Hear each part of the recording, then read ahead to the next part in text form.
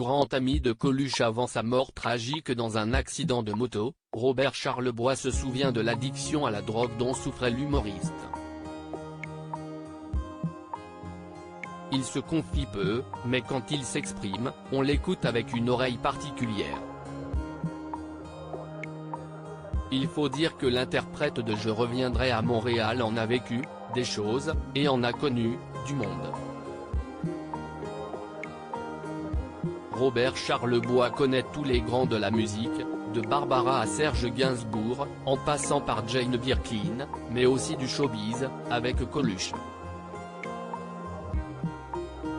L'humoriste et créateur des Restos du Cœur, mort en 1986 après un accident de moto, était, hasard de la vie, le voisin du chanteur québécois.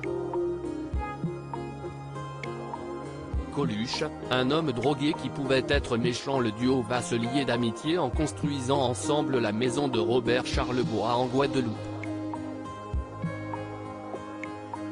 Une période où l'humoriste est dans l'excès, c'était une période difficile pour lui.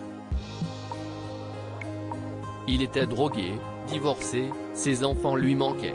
Il pouvait être méchant. Mais c'était un super bricoleur, se souvient-il. Coluche drogué, Coluche alcoolisé, mais Coluche présent lorsqu'il s'agit d'aider ses amis et de les traîner auprès du tout Paris. Si est ainsi qu'il emmène Robert Charlebois dans les soirées où il va retrouver Miu Miu, qu'il connaît bien pour avoir déjà tourné à ses côtés quelques années plus tôt. Un gars ordinaire qui prépare son retour depuis la mort de Coluche, Robert Charlebois travaille sur sa maison, comme un gars ordinaire, comme il expliquait à France Culture en 2019. Le Covid-19 l'a en effet empêché jusqu'ici de faire son retour sur scène. Mais cette fois-ci, ça y est, dans quelques semaines, il va enfin pouvoir proposer son concert-spectacle intitulé Robert en Charlebois Scope, et dans lequel il se racontera « Il n'y a personne d'ordinaire sur la planète, on est tous différents les uns des autres ».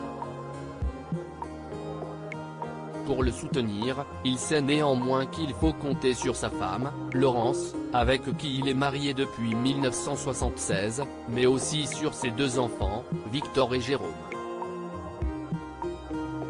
Un moyen de ne plus repenser à l'amitié profonde qu'il entretenait avec son voisin humoriste, ou de la mettre de côté les mauvais jours. À lire aussi Robert Charlebois, que devient le chanteur québécois ?